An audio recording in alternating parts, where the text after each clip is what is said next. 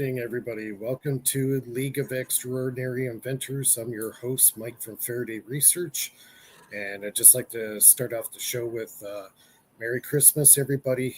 Thanks for joining us on the Christmas show. Next Wednesday is Christmas, and I'm all geared up. I hope everybody else is ready for Christmas. It kind of crept up fast on all of us. Yeah. So, yeah. Next Wednesday, you say? Yeah, Wednesday is Christmas Day. So Wow, you usually do a show that day. Okay. Yeah. As far as next week, I think next Friday is a go for a show. I think we'll do a show next Friday night as well. Nice. Ben kind of, oh, there he is. Ben's back. You dropped off there, Ben. Yeah, my camera was acting a little funky. We all thought that you got shy and you said, okay. No. It's okay. So this week's been a busy week with Nathan and Ben. It's like keeping up with the freaking Kardashians. It's like, holy man! It's like every like half day there's something new popping up on their channel. Some new drama. I'm at work. I'm like, damn, I gotta wait till my break before I can watch the video, right? So it's like, oh my god, it's like it's frustrating. You guys are putting out so much content. I can't keep up with you guys. I don't know, I must be getting older or something. I don't know. No, it's hard for me to keep up. Honestly, it's been a lot. It's been a lot, and honestly, like Nathan's part, it's been a lot too. Like it's just a railroad. It keeps on coming. Yeah. That's good. That's good though. That means your ideas are flowing and you're trying new ideas and not leaving anything out or any possibility, right? Just try it. Even though you don't know what the outcome's going to be, you still try it and, you get a result. And sometimes it could be that aha moment, right? That's right. Yeah. See what these are? Yeah, a big old stack of them, huh? Oh, yeah. Big old stack of PCBs to give out to the team. These are the Lightning Thief PCBs. And we have it on here. Michelle put an open circuit method and a closed circuit method. Pretty cool. Nice. I'm really excited to get these to you guys. So yeah, I'd like to get a hold of it. I'd like to really try that out. Yeah. And I anticipate getting you guys a Lightning Thief within the next 2 months. So in about 2 months, they should be out to you. Nice. Very cool. I got some theoretical stuff also I would like to share. Sure. Before you guys eat up the show with your calls and stuff. Hi, Lulu. Hey, Lulu. Hey, Lulu. Is your mic's off, Lulu? Video's off also. Yeah, her video and her mic's still off. But, all right, Phil, it's all yours. Yeah, you got the stage. Throw something up for us here. All right. Présenter.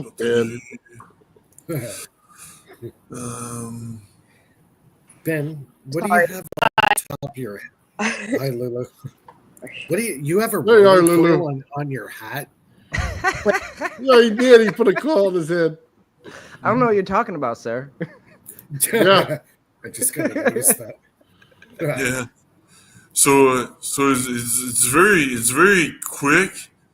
It's very quick, but it's very important. I mean, about gravity and anti-gravity and what creates an acceleration or force, and the link with the Cavendish experiment that gets, maybe I can replay it again, but the Cavendish experiment that gets, the rod gets attracted by light, and the MHD vortex that is explained because it generates energy, gravitomagnetic energy. So everything comes to a sense. I'll show the video right now. any form of energy produces gravity. So any form of energy produces gravity. That's what Einstein said. He said it himself. Why are we struggling to find anti-gravity? All we have to do is generate any form of energy, and it's going to create an acceleration. It's very simple. Any form of energy can be electric, magnetic, electromagnetic, gravito-magnetic, gravito-electric, or gravito-electromagnetic. Whatever form of energy can create an acceleration. So why. Sorry to cut you off, Phil. My question is there a device that can detect a gravity wave? Do we have anything out there that would come remotely close to detecting, I guess, a magnetic shift or a gravitational shift? An accelerometer is the closest thing for that. You know, an accelerometer. But that's just measuring objects that are affected by the gravity, right? Yeah, it's kind of indirect, but it's not. It's not a direct way of measuring it, but yeah, you can only measure it indirectly, not directly. But yeah, using an accelerometer or something like that, or a gravimeter actually, which is very similar to an accelerometer. Um, there's one in the iPhone. I use the gravimeter in the iPhone. I used previously for to measure my stuff, but uses a memes gravimeter inside. So, but I can do some more research and detail it. Give you an answer more detailed by email if you want. There is That'll be good. website that gives you like a satellite view of the gravity on Earth. I searched it once. I wanted to see if I was experiencing gravity, like had time distortion between two events. I have them on record for like two receipts that I'm at the same time at the same place in two different places, but on the timestamp it registered like the same time, but they're like, at least a mile and a half apart. I can't be at two places at the same time, not like fraction of a second. So I started asking questions. What, is this possible? Like the two systems have, why are they like the same time and same day, everything? And it's not just one time, it happened a few times, and I have record of it, proof, like, documented proof. They said if time is not a linear thing, and if there's a gravitational welling from the Yeah. earth core, it could distort time shifts and times, and it could mess up some of these machines that might log the thing in two different places because there was a gravity distortion. So Yeah, exactly. When there's gravitational potential, there's going to be time distortion and temperature distortion as well. The temperature will change. I did more, And and then I found a website for like a. I'll have to like dig back into my things that I've emailed to myself as important, for one day a website or link or things like that. I'll try to find it, but it's really cool because it's live. It's like interactive. It's not something that you just it's not just an image. It's like a map. Like you could see the colors changing in real time. So yeah, yeah, it's a cool website. Like it's a cool. I don't know. It's probably generated by some satellite, and but it's open access. Like it's open source. It's not something that you have to sign up for or anything like that. Anybody could log in and take a look at that in real time. But it's managed by some government agency with geographic and something department. But yeah, I'll try to find it. Yeah, you'll like it, I think. Cool. That sounds really cool. Yeah.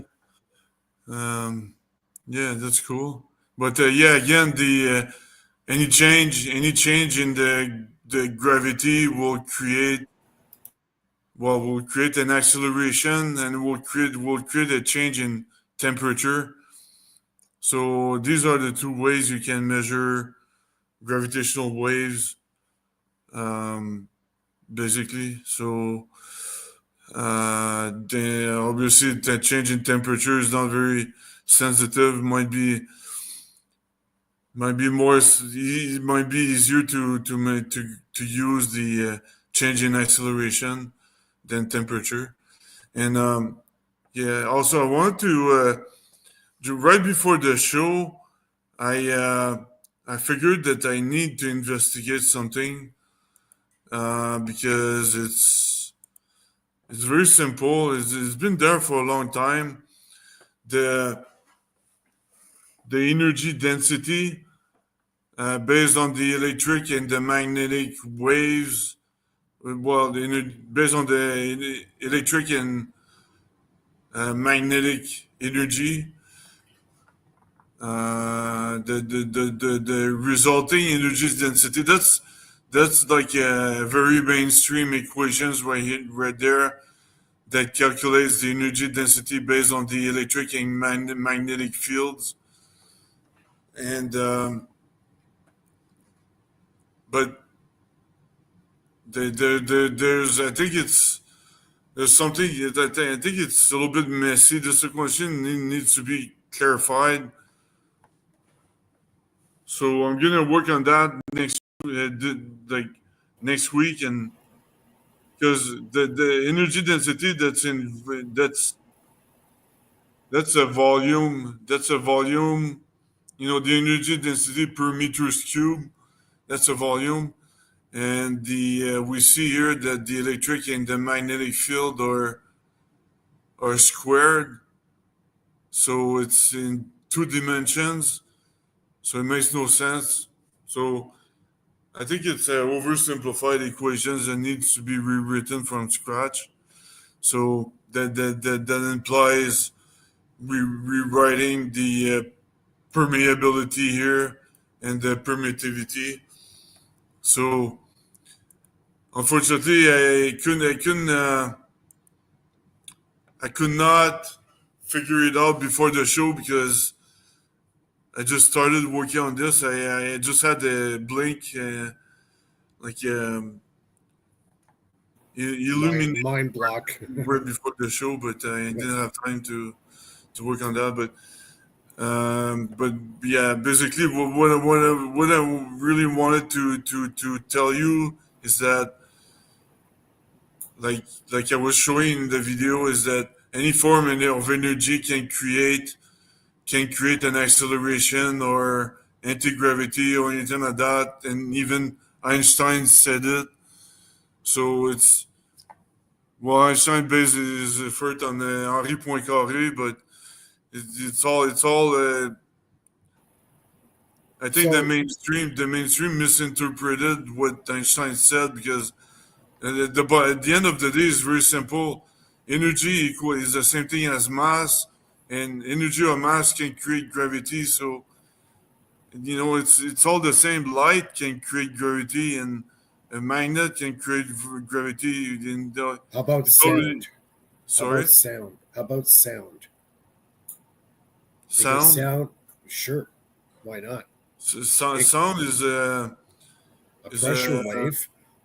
A yeah. pressure It's wave. what do you call that? It's some sort of particle, but I forgot the name. How you call that? The quasi particle. Right. Yeah, so So it's a quasi so particle. so a quasi particle, wouldn't that influence a pressure against the gravity wave, causing a bend or a shift in the gravity wave?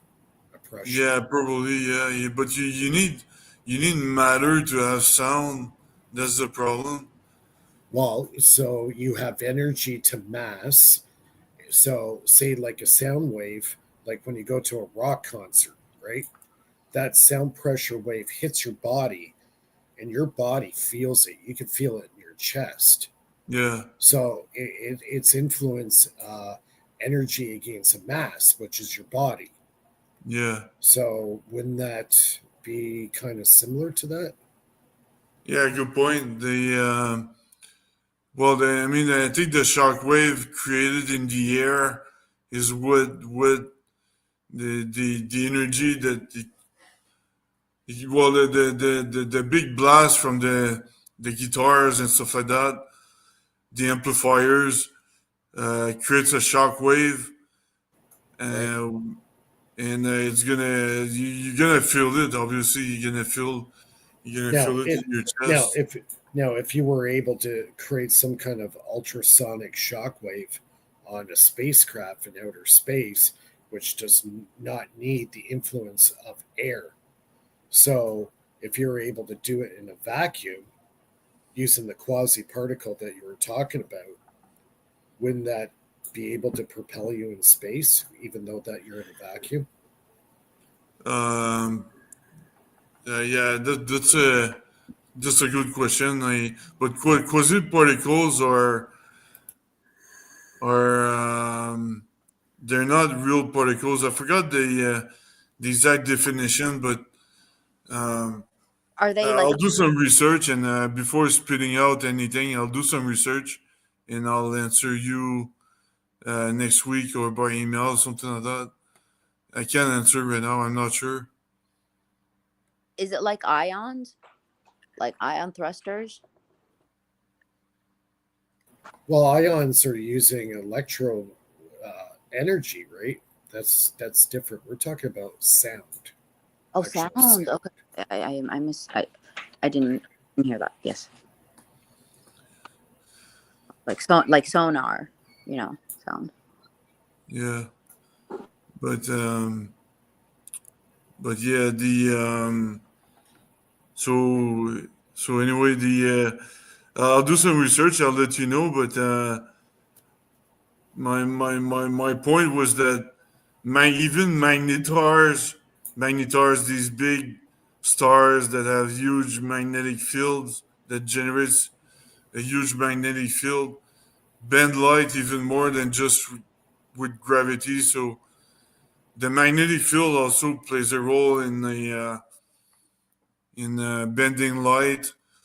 So yeah, there you go. The energy, just the energy can create gravity. Any form of energy, being magnetic, electric, gravitomagnetic, or gravitoelectric, can create an acceleration. So that should not be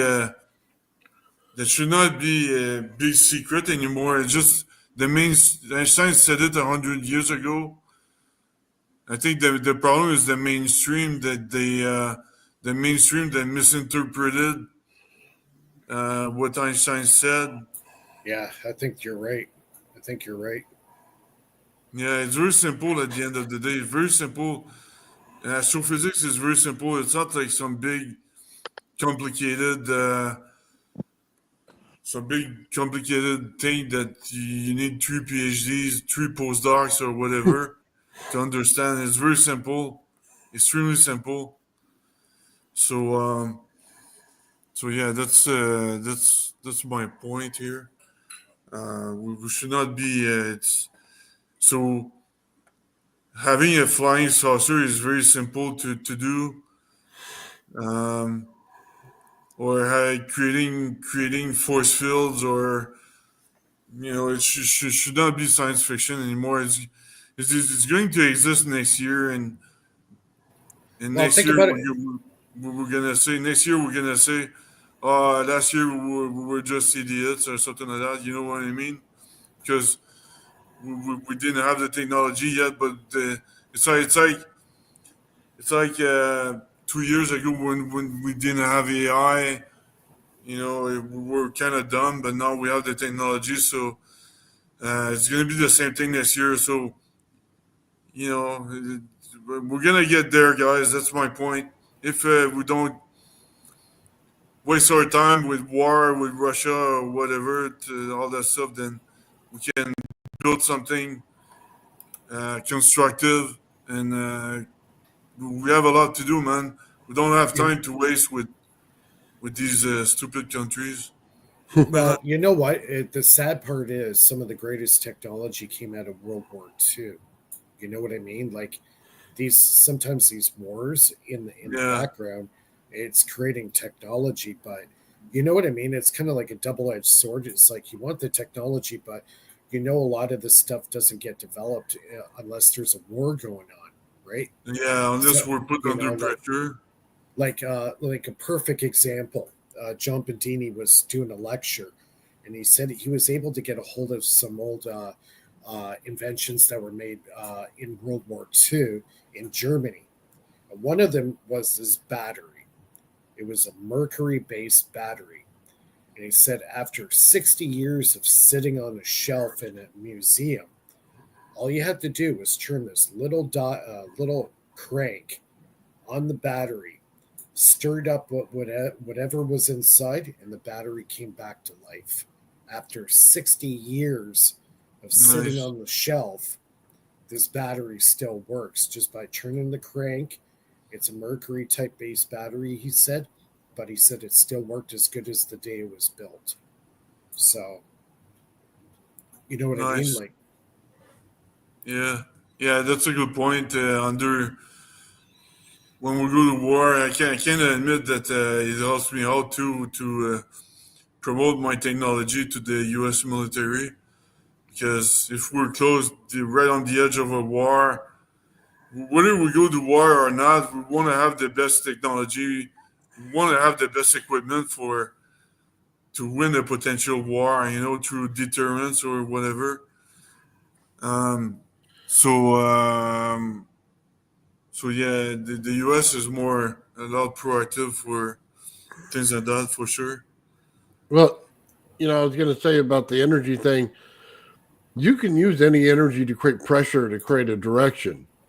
The problem is you have to be able to create enough energy with such a low input power in order to make it work.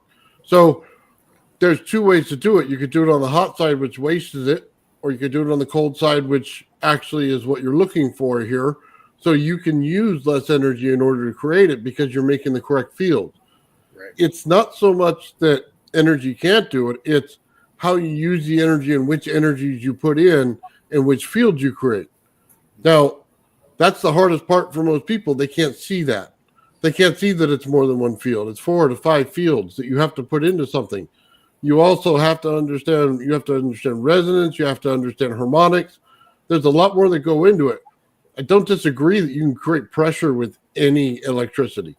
That is an absolute fact. Static electricity is probably one of the best things to use in order to create force. But that still leaves a problem. You still didn't break the gravity. And the problem is with Earth's field, probably about 20 feet up, we still have a field around us we're not seeing.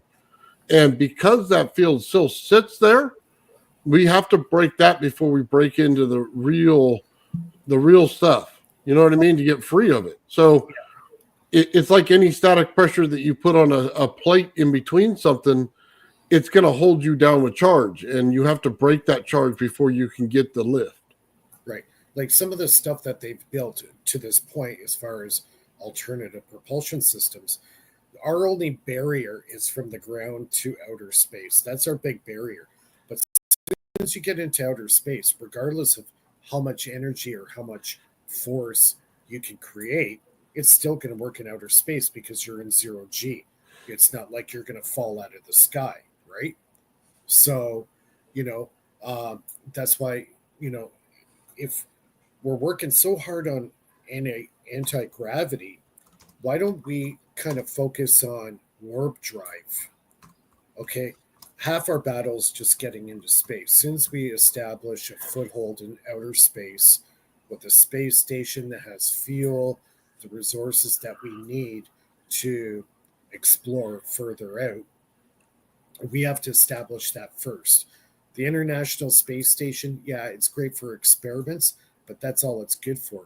What we need is a working platform up there where you can store fuel, oxygen, resources that you need. When you do get up there, you can refuel say electrical energy if you're using some kind of EM drive. And there you go. You charge yourself up in orbit, and then go to Mars or the moon or whatever you decide to go. It's half the battle is just getting from Earth to space. As soon as we can master that, then we're good. Yeah, and one thing that's gonna help is having either having some sort of, not a capacitor, but some sort of way to store energy, like high temperature electrolysis or teleport energy or something like that. If you can teleport energy, you can. Well, they had this crazy idea. I seen it on some show years ago. This go back well over 15, 20 years ago. They had this idea where they would have a ship, and then what they would do is you jettison at the back of the ship a nuclear detonation device. It explodes and then propels the ship forward by nuclear detonation. Sounds like a crazy, stupid idea, but actually might be quite effective if you can get beyond the radiation and whatever. If we could harness hydrogen from space, because there is something that's called a hydrogen frequency line. So they do exist in like so many parts per, atmospheric whatever.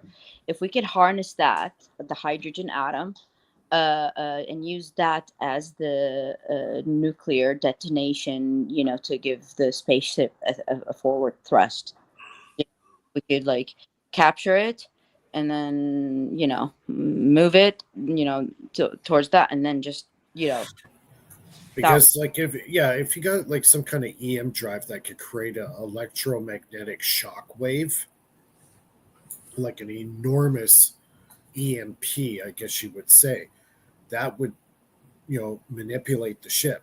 It would definitely give it some thrust, which is also less harmful for the crew, versus like nuclear radiation and stuff like that. But the other thing too is a lot of people don't realize there's a lot of radiation in outer space, especially going through the Van Allen belt. So your ship's going to have a great amount of shielding. So that's where the material science comes into play. And but you don't necessarily need, hold on, you get the metal shielding, right? But then you have to have a field of energy shielding it. So I can tell you right now, building the gravity flyer, I can produce fields of energy that'll hold things in or push things out. That'll take care of your radiation to stay on the outside of your ship. So no matter what, you're going to have produce energy around it. If you want to do anything in space besides going to Mars or somewhere close, you're going to have to do it. And you're going to have to produce the field on the outside of your ship in order to do it. Because otherwise that radiation is too much. Yeah, I agree. Well, so let me tell you what I'm talking about. You can take static energy and hold it in with Tesla coil rotating energy. But you can also push that static field out by rotating that Tesla coil's energy. You can push that static field out. So it's a barrier to other forms of energy. Once you learn what takes care of the energy out there that's creating the radiation, now all you have to do is produce the field that holds that back. That is not that difficult. It's just there's only several states of energy you have to learn in order to do that. But it's a prerequisite in order to keep you safe. Yeah. Is it creating like electrons on the surface of the ship? Like, like floating electrons on the surface? Wouldn't that create a negative charge barrier? Well, right? It's more of like the thickness of the field that's creating the barrier. Yeah. So every type of energy has its own thickness. So as long as you know which one is better than the next, you're okay. See how Earth does it naturally. It tells you exactly which ones to use in the Van Allen belt. So if you could just take that understanding and see that and reproduce it in your lab with that type of energy, you're good to go. So I think that Tesla coil is the key to it. And an energy like it has to be rotated. If you just put it there and turn it on, you're not doing anything. you might as well box yourself in a room and pass gas. That's because that's about all you're going to be doing. You have to rotate it. Yeah, the other thing too on capturing energy, a lot of people don't realize there's a lot of neutrinos floating around in outer space, and if you can capture those neutrinos, you can convert that into power. Yeah, good point. Or the cosmological microwave background as well. Yeah, totally. It's all around you. When you're in outer space and you don't have to worry about fighting gravity anymore, all you have to worry about is going straight, going forward. That's about it after that point. So, and if you're going at high speed, high velocity in space, those neutrinos are going to hit your ship a lot quicker and more frequently. If you can harness all that, say on the skin of the ship, that could be your energy source you're looking for too. I want to know how they're going to keep out the small little asteroids that come through. If you have like a little rain shower of pebbles, like how do you stop that? Yeah, exactly. That's another problem. So probably your energy force field around the ship would have to be designed to repel any kind of celestial, object, right? You may have to take the hull of the ship itself and polarize it. So you may have to make a field right there on that in order to push things away, because it may be too late if you know what I mean, because the outside field is generally for the energy that's out there, the radiation and stuff. But in order to stop those things, man, the amount you'd have to put in energy to produce that type of field from that, we don't have the power source to do that yet. So we'd have to take a different thing first of all, and just polarize the whole of the ship.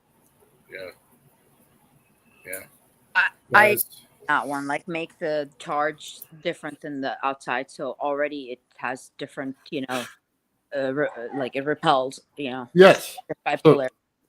So it has a repulsion charge on the surface. Like what needs to be done? Are energy beams, super highways in the space, so that you could within these highways you have some sort of invisible energy beam you can harness if you need energy, just like a subway, that needs electricity. So if you're within that highway, then you can feed off that energy as far as you want. So you're not gonna lose any energy if you're between two stars or something like that. So that's what needs to be done, I think. And you can feed off that energy superhighway for all the way until the Andromeda, not the Andromeda, but the next star is reached. So Alpha Centauri. Alpha Centauri, yeah, that's right. Yeah. Thanks. Well, one advantage would be is if you made the whole plating on the outside, if you made it an electric, so then you already have a charge there and it's already pushing one way, then you just put the energy in to amplify it. Yeah. That would help a lot. Yeah, exactly. Well, maybe that's why all these orbs that you're seeing in the sky, they're creating this plasma field around the craft for a reason. Maybe that's the reason. Right? Well, as soon as you create the plasma field, you're creating gases inside. Whether you know it or not, you're going to create some oxygen, some nitrogen, and some other things in there. And you're literally going to create your breathing system and everything else once you do it. So it may not be purified or something like that, but you can create things on the outside of your ship to pull them in and purify them for your air inside your ship. That way you can extend the distance of where you're going. Yeah, definitely. I mean, if you're producing O3 in there, how hard is it going to break it down to a straight O? You just have to break the O3, right? So you combine it with a hydrogen and you get an oxygen, you get an H2O, and then you know what I mean? Something like that. We can combine and take things apart, but as long as you can produce it on a steady basis, which we've shown we can do ozone in space, we do plasma. You know what I mean? Yeah. We have thrusters that already do it, so we can break material down and put it back together. If we could do ozone, then hydrogen's already in the ambient atmosphere. So you get the hydrogen with the ozone, break the ozone into, you add the H2O and you water, and that could be, it could be done.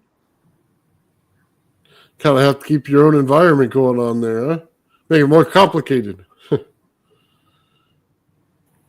I mean, you would think when they're building these things that they would have every possible, synthesis of anything, any molecule possible. They would have to have something up there that like that, because you never know when you're going to need what, Yeah, well, you see on the outside of the space station, they start to have growths that are spurting up on there. So there's definitely something out there. It's not as empty as they say it is. So I think there's water out there. I think there's a bit of air out there. Not by any means where we can survive on it, but you know what I mean? But it's still out there. I mean, we have collectors that we could put in the desert that collect water, for God's sake. You put them on your roof and they collect water. Yeah. The same thing with neutrinos. There's this company, I'm trying to think what country. I believe the guy's from Russia. Yeah, from Russia. And he's created this battery system. It looks like a cube. And he's made this special cell that supposedly captures neutrinos. So that's something really interesting to look into. Yeah. Japan is building something underneath one of their mountains to detect neutrinos. Like they have it buried so deep in there, like to, block everything else, because neutrinos are supposed to be things that, are very hard to capture or detect, because they get lost with everything else. So they mountain was like a filtration system of everything else to try to detect the neutrinos, inside of this mountain cavity, Isn't there a snow lab in Ontario, Mike, that detects neutrinos as well? Sorry, say that again. The snow lab in Ontario. Snow lab? I never heard of it.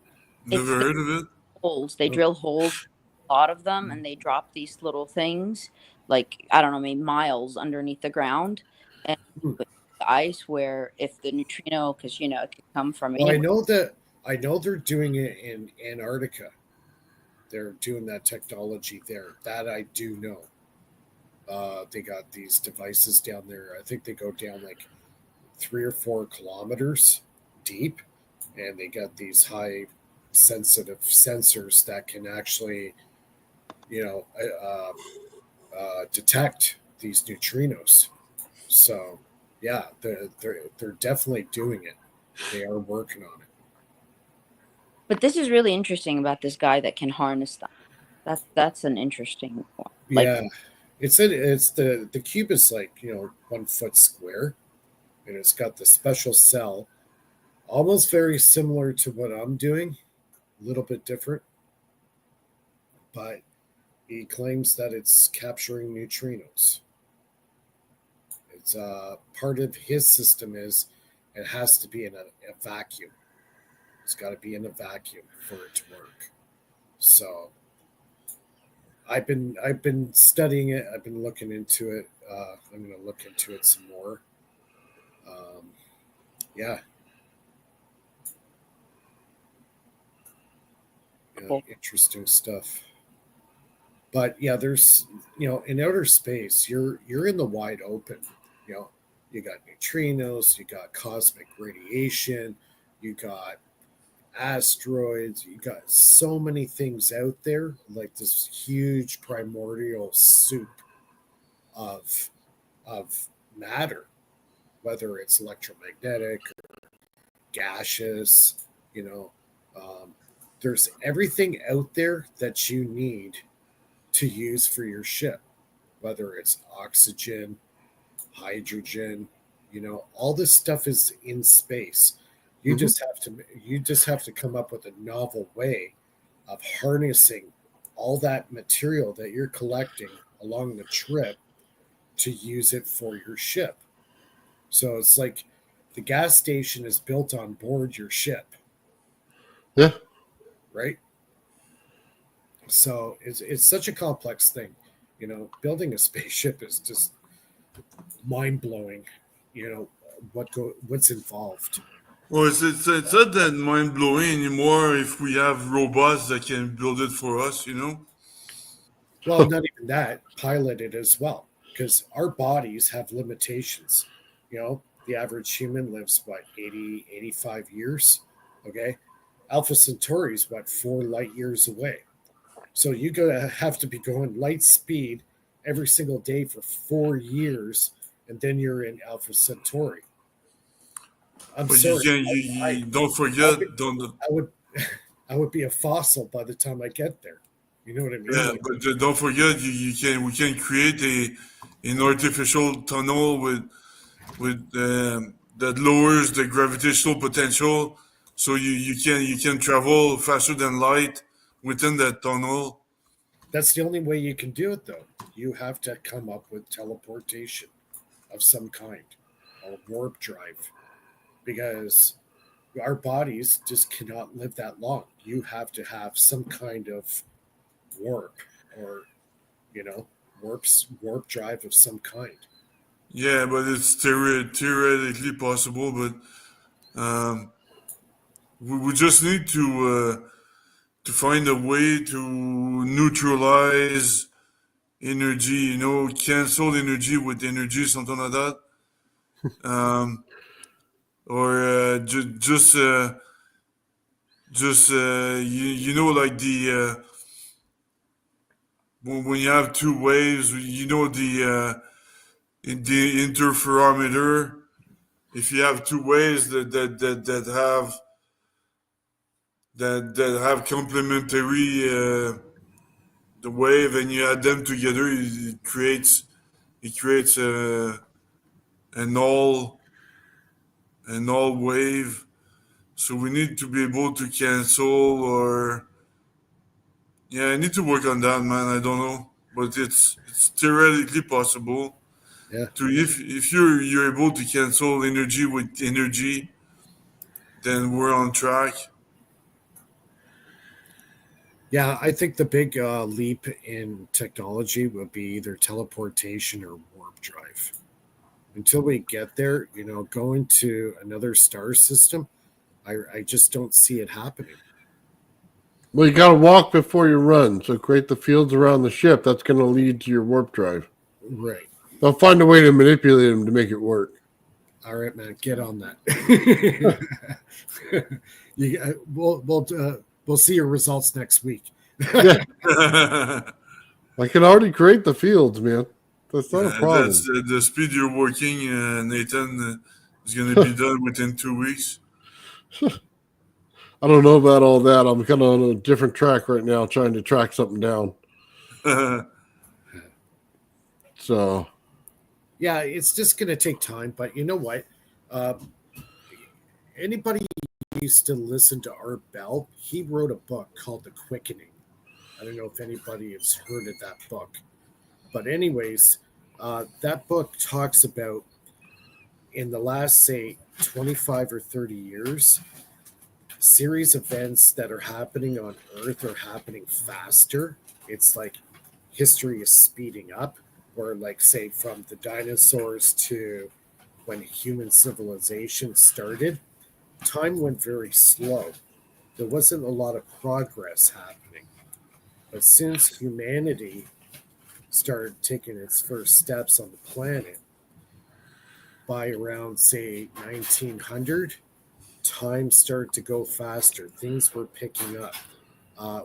Between say the Wright brothers to the first steps in outer space, that was what 60 years, right?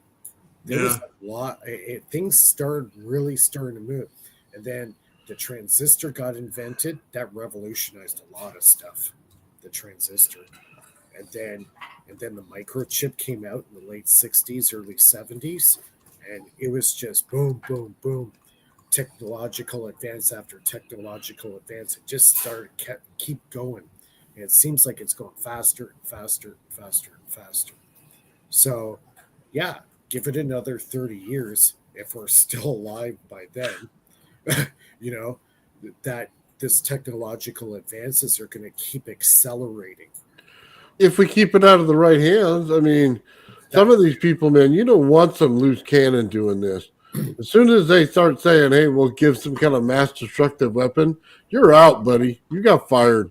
You're just fired right on the spot. You're done. I don't want anything to do with you. This is meant for the betterment of humanity, not the destruction of it. Yeah, that's true. And I think that's other civilizations have fallen because of that. You know, you know. Yeah, we had a discussion. Is it okay for secret societies to hold it a secret, or should they put it out to the world? Well, it depends what the world's going to do with it, isn't it? I mean, if your world is going to destroy everybody on it, well, I'm not riding that train, buddy. So it's not getting in your hands. Yeah. So if they have to hold it back and then build it, I'm not so sure that isn't okay. Now, I'd like everybody to have free energy and stuff like that. Of that purpose, I'd love to have people do it. But if I gave you the ability to build, a planet, there's no chance I'm giving it to a moron. I think our big problem here is, and it's very obvious to me, that our technological evolution and innovation is going faster than the human brain's evolution. Because they held us back. No. They keep holding us back. We would have had this 100 years ago, easy. Right. What my point is, our evolution technological evolution is far beyond our spiritual evolution at this moment. Correct. Yes, that's what I'm on to. Because if our intent is for the better of all humanity, not just the powerful people, and this is where you get divide and conquer, and you get the wars, and you get the religious wars, all that. That's where we have not advanced. We've stayed the same way. And unfortunately, for some civilizations, that's how they met their demise. And we're no different. You think we're advanced? Yeah, our machines are advanced. Our brain is still primitive. Yeah, exactly. Like sometimes I'm scared to ask questions, afraid of the giving an answer that somebody might be able to use for ill will. Well, that's it. I mean, that's the truth. This kind of science could be used for embetterment and destruction, And it's like, where's that fine line where you leave things discreet? You give a lot, but then just the last little thing you don't give out, that last bit of it, because you don't know where it's going. And if somebody is smart enough and they really really want to do something, figure it out. Usually people that have ill will want to buy it, because they don't have a high IQ to think of it. So but the ones that figure it out, they don't figure it out for ill will. Usually, all inventors figure out things to better humanity. They don't. If other people that's but the intent originally is not. Yeah, there's a guy who wrote a book called The Human Condition. If you guys look it up, you can find it. The author, he's from Australia, and he studies animals and everything to do with the animal kingdom and how animals relate with each other, how they communicate, all this stuff. He's really knowledgeable, but he wrote a really good book about the human condition. and he hits it right on the nail. I suggest everybody look it up. It's called The Human Condition. So his name eludes me right now. He's from Australia.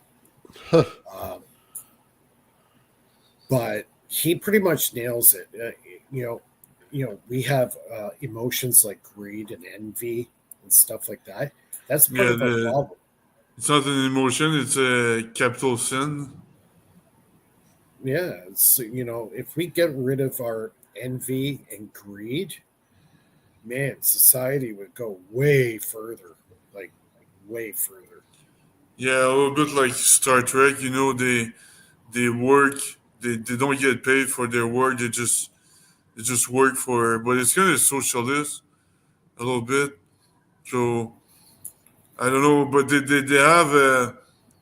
have replicators too, so they can create anything they want. So with the replicators. See, that kind of scares me too. The replicator.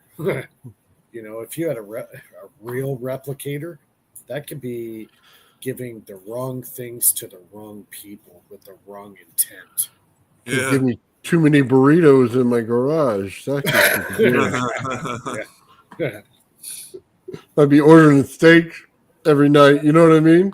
If they're free. Steaks. Yeah. I'm pushing that replicator button. Hey, it would end world hunger. Right? Yeah. Oh, heck yeah. Don't have to give them 3 cents a day. You could just give them a replicator, and then here you go. You can have steaks with me. Of course, then again, they probably can't eat some of them in some countries, so might have to give them other things. Wouldn't we run out of space because everybody would be replicating like so many things, Yeah. What scares me is you have to have matter in order to replicate matter. So what matter are they using to replicate that? So maybe our steaks are made of poo. You know what I mean? We don't know. I got you, Mike. Oh my God, I almost spit my pop all over my computer. Oh, God. Oh, God. I thought he was going to talk about some holes, some donut holes or something. No. Oh, I got you good, Mike. Oh, man. Wow. Oh, my God. You got the brown steak. Oh. Here we go again. Oh, that's amazing. No, but I would abuse a replicator like for the first week, like everybody else. Everybody gets a O. Henry bar. Yeah. Oh, if it starts replicating Baby Ruth, I'm out. I go back to the fridge. Batteries, replicating batteries, like the things that most people run out of are batteries and socks. Like batteries and socks, these things, like no matter how much you buy, underwear, always more. Batteries and socks. The replicator for the real problem comes though when people start replicating themselves. I don't know if you could do that. They may have limits on it. I would replicate myself. Can you imagine 3 of me doing this show? That'd be awesome. Oh, God. We would be on the tomorrow if there's 3 of you, Nathan. Gerald, where are you? Gerald, jump on. He's here. Oh, Gerald. What's up, Gerald? Captain Kirk is here. Where is he? I sent you a link. So funny, Bill. Captain Kirk has arrived. Oh, man. Yeah, can you imagine that? I mean, that movie Multiplicity, where the guy that played Batman, he was in it, and he just replicated him a bunch of times, and then the copy of the copy made the copy, and then they progressively get dumber as they make copies of themselves. Yeah, I remember that. At the end, they're like, duh. Yeah, it was so great. That was funny. Michael Keaton. Yeah. That would be me. I'm going to send them all off to do tasks and build different things. so that I have more time to sit in front and watch a YouTube, I guess. Oh man, that was a close call. Oh my god, that would have been so. Jesus. That's so great. I didn't know it could be hazardous to your health having popped in front of your computer. Oh yeah. Having Nathan in front of your computer. I'm just gonna zip out for a smoke. I'll be right back. I sent an invite. I sent an invite to Mr. Gerald. Hopefully, he'll show up. Sounds good. I'm just in the background trying to mess with this jewel thief. It stopped, so I might have to rebuild it. Not good. Yeah, something. I'm still not the master of soldering. I still have some practice to do there if I'm gonna be top notch like some of you guys with the soldering skills. So I think it's just something to do with that. I might have burned the board or something. I don't know. Oh, that's not good. How hot do you got that thing? I think I had it at like 500, but the solder requires a little bit hotter of a temperature. You know where I found solder for a cheap price was Harbor Freight. They sell big spool of solder there for cheap. Nice. So. Yeah, I'll have to check that out because the solder I'm working with is crap. Came with the solder iron, so it's lead free. I like that, but it's crap.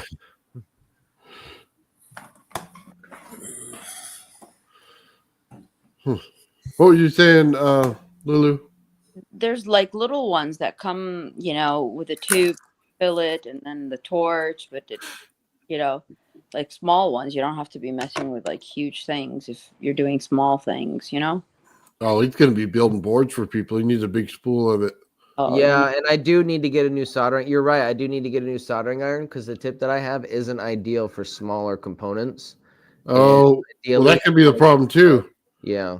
Yeah, because I burned the board. I'm pretty sure I did that. I have a different tip I can try, but it might not be small enough. We'll see. Yeah, because it's about how much time does it take to heat up a tip. So the more mass you have, the longer it takes to heat it up, and then the hotter it stays. So, yeah, you got to get a small tip in there and get that solder. So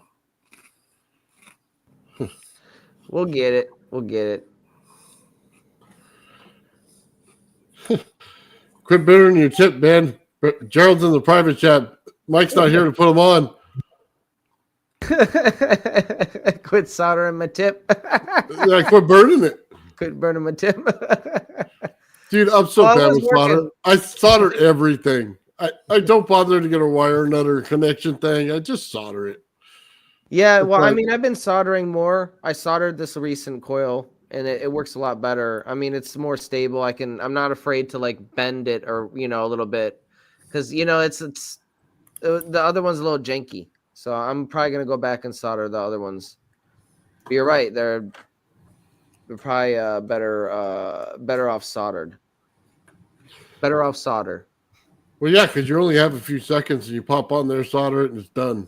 And that's it. If you spend any longer than that, you're not doing it, and all it's got to do is pull into the board, and you're done. Yeah. Well, look what happened to the fireball coil. I dropped the fireball coil. It landed on the bundle, and it wasn't soldered, and it effed it up.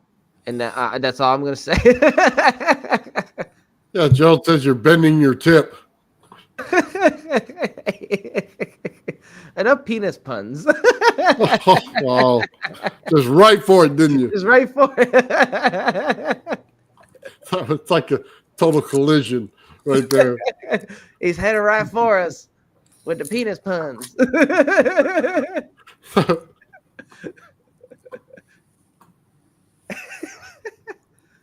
Oh man! Wow! Oh, Mike's gonna be so mad later when he hears that. Oh, we're so in trouble. Never leave us in a room alone. Okay, I'm gonna get back to warnings.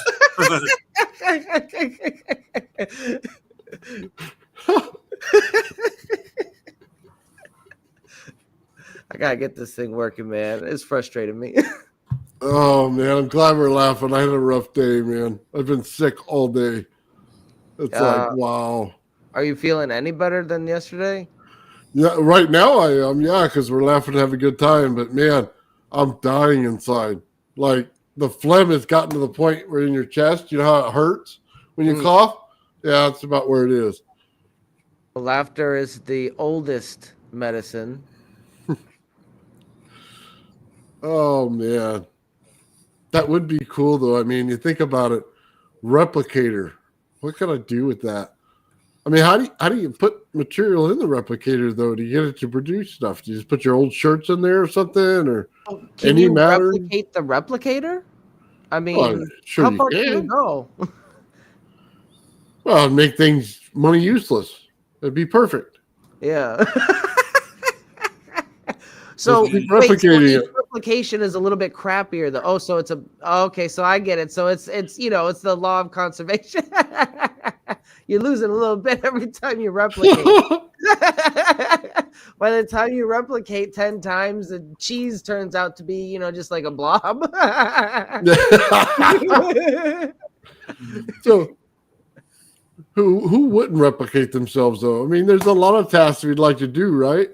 Yeah, I mean it's very very tempting. I'll have to tell you that it's tempting with all the stuff that we have to do, and there's only 24 hours in a day, and But who would have the right of way to do their thing before the other person? Because if like two people would have that's ideas. where that's where Stuff. things get tricky. That's where things get really psychological because you don't know if it's going to be a competition between you and your clone, in terms of who gets priority. Like, what if I want my clone to clean up while I do something else? And what if the third one wants to go to the beach? And it's Exactly. you It know, gets what, complicated.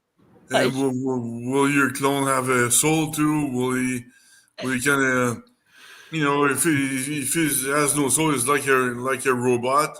So you could technically abuse the robot to make tasks you don't want to do. yeah, like, What's up, Gerald? what would their Hey, morale? Gerald. We'd have to tag in and out. You'd have to accept the fact right away that everything that clone does, you're doing, and accept it in your mind. So when you tag in and out, you're all right. You never get in trouble. See? Nah, I was born of the flesh. I have bone, blood runs through it. Fuck that clone. I go first. He doesn't like it, I'll kick his ass. Oh, yeah. What if your clone was That's just a just the miniature, way it is, like a mini man. me? Sorry, I didn't mean to get carried away, Mike. Oh, Hi, guys. How are you? Gerald's gonna write biblical #1 on his butt, and that's how you tell the difference. Gerald shot right out of a cannon. Land on my feet or my face. I don't care. Go for it. Oh, He's gonna beat up his clone. Like They go the- right. He doesn't listen. That's the way it is, man. I was born. He was cloned. the mirror match. The mirror match, like in Mortal Kombat, Mom said it was gonna be a showdown over there. Nah, I just dig a hole. I mean, I'm kidding. So I got a bunch of my Schottky diodes today. I've been playing with them. I've had lots of fun. nice. I can't stay on long though because I just popped in to say hello and say how are you guys. Have you guys been following everything that's going on around us? Yep. Yeah, I saw Nathan's channel this week. Well, no, that's not quite what I meant. Yeah, Nathan's channel, absolutely. He's doing amazing work. You guys all are. But to put it as crass as it gets, sorry, Mike. Now go ahead. You pissed in the pool and created a whole bunch of waves, and now everybody's trying to get in to make their own waves.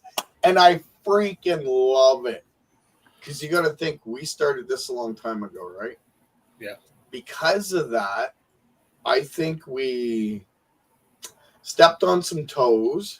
They didn't like it very much, and they started pushing to get their stuff out because they didn't want to bring it out to begin with, right? Mm-hmm. Now others are out there. Other groups are claiming that they were the ones that are bringing it out. I don't really care, right? I look at it like this. Whoever pisses off the group that has the most influence and they bring it out and piss off the physicists to get their head out of their asses. Sorry, the academic controllers of the physicists. And things change. I don't really care. I could say I was at the bottom of the rung and I ticked off the right people that did the right things in order to get this crap out. So I got to applaud all of you. If my camera was on, you would see me applauding. But this whole group, you guys have done amazing. Just your explanations, your work, your dedication, I applaud you. Just saying that. Because we've been making waves, whether or not we know we've been making waves or not. And in a good way. I'm not pissing on any group out there. That's not what I mean. But I love the fact that if it takes a little bit of a fire to get someone off their ass to get their job done, we lit the match. Yeah, like you know what I mean? And I say that in a good way. I got mad respect for everybody working on stuff that's outside the box. Those that are working inside the box, well, that's the same place cat litter sits. So Daryl, that's true. But the thing is, oh, sorry, Lulu, go ahead. I was saying when Phil and I went to this thing, every department in the government was there, and we're telling them about, like, the possibilities. This is the first day. The second day the drones appeared in New Jersey, one of the people sent an email saying, oh, he couldn't attend because there's unidentified drones, over New Jersey. You understand, that event, I'm telling you, we Phil, and I try to help him, explaining about this engine that they have to create a special department just to, create the science for it. The second day, I'm telling you, there's sightings. So, yeah, if they have to create it online, they sure hell heard it face to face.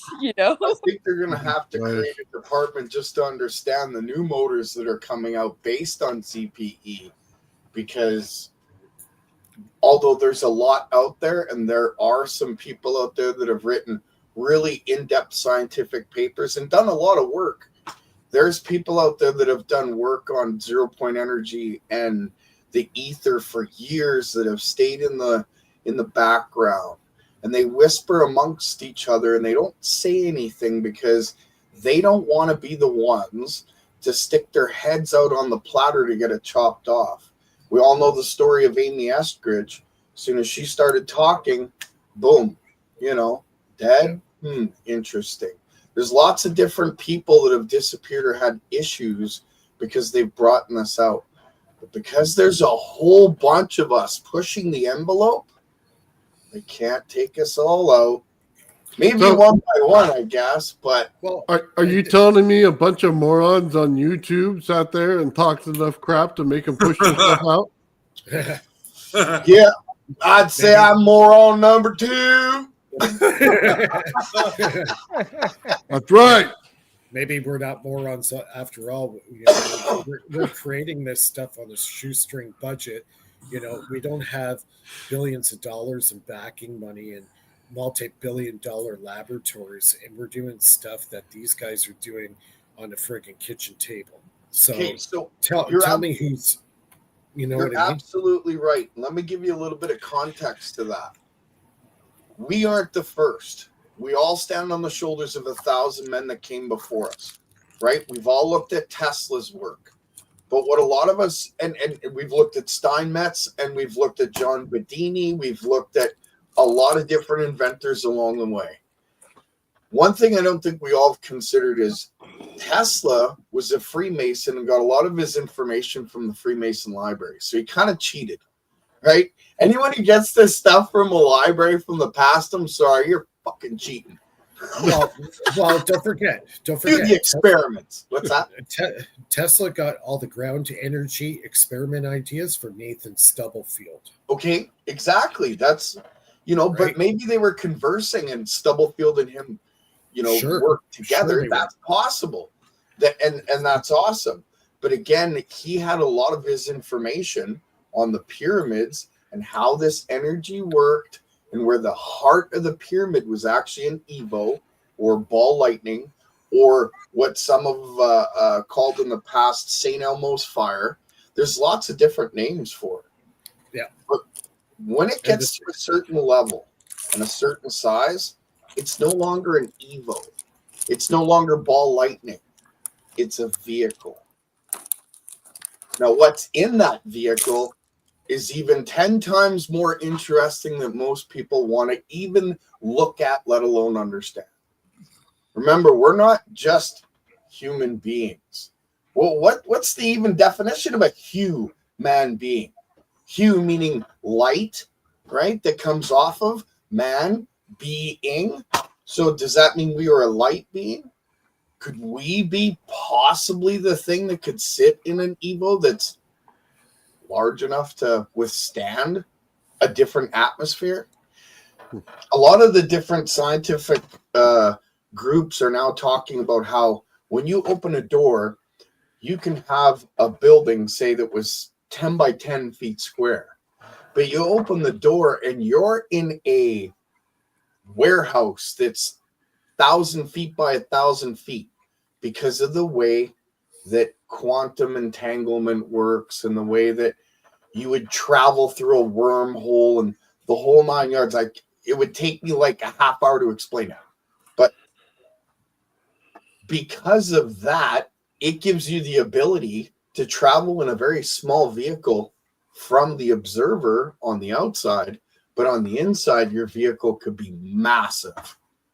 But your mass is different. Your weight is different. Everything's different because of the way that energy flows and time flows. And I'm getting a little bit off track, but I do believe that because of where everybody's been pushing, that this cannot not come out now. Do you know what I mean? With what you're building, Mike, and with what Nathan's been doing, and the waves that Phil and Lulu have been seeing and contributing to, let alone, I mean, we got to give credit to Jeremy Reese and his group. He was doing stuff years ago before he dropped off YouTube. Then he came back and, got his group. He's a little bit of a dry kind of a, whatever, but we'll give him a little bit of credit on that because he got scientific groups together that put us together.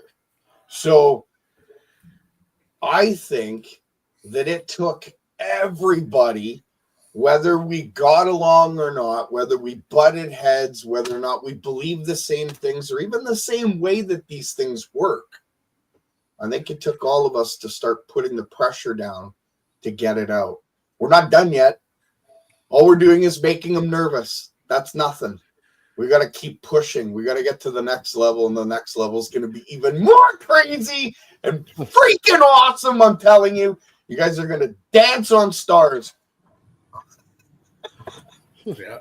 Right, my rant is over. I was watching Jeremy Reese's interview with somebody. I thought that I was a conspiracy theorist, but he's even a greater conspiracy theorist than I am.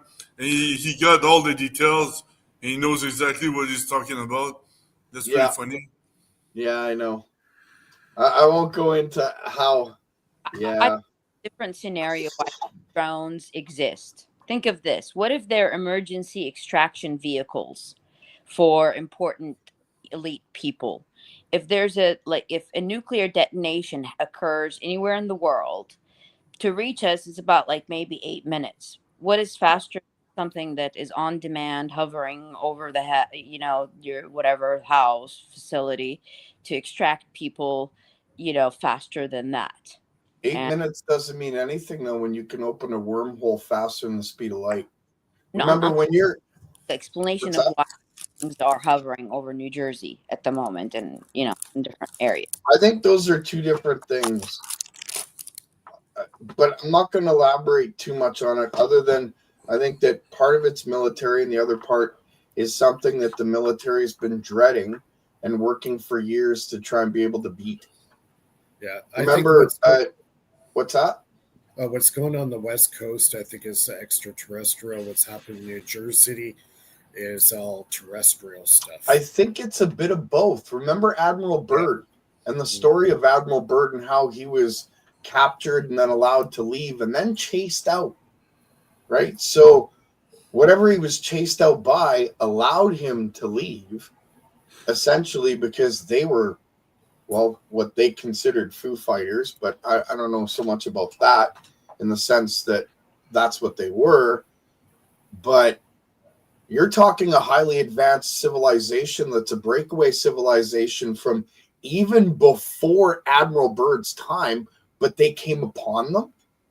So what if now, because of the shift of what's going on in our solar system and the different planets, the effects that are going on, plus we're getting to a higher level of tech. The whole planet's coming to a higher level of understanding, whether we like it or not. It just is, right? It goes back to that book again, The Quickening. Things are speeding up. Things are speeding up, especially in the last 3 years. I'm seeing tech advances like really, really fast, especially in the AI stuff and also the drone stuff. I've worked in aerospace. I've seen some huge innovations happening in a very, very short period of time. So they've had it for years, though, Mike. Yeah, they're only releasing it now because their groups have all decided who it is that they're going to put at the forefront of it to say, look what this guy did. Like Elon Musk, for instance. You think he created any of those devices? No. But he's an amazing team gatherer. He can put people together. That's his gift. He's a software guy. He started off as a software guy. There you go. So he was able to put little pieces together, make an awesome team, build a company. Good on him, but he is no inventor. You know what, though? I like the motto, "Fry it and find out" with him. When he starts doing it, he does it on those shuttles. Everything burns up. Okay, we'll fix it. We'll just do it again and see if it burns up again. Yeah, I love that. Yeah. That's I wish I had the like money for that too. Yeah. We just fry it once in a while. Well, once in a while, it's fun. Yeah, they're just trying to make him into a poster child of Tony Stark, right? Well, but the difference between Tony Stark and him is Tony Stark made the stuff.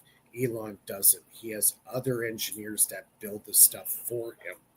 He's taking the credit for it. He's taking the credit for it. Exactly. Yeah, the difference between Iron Man and Elon is one is a tard.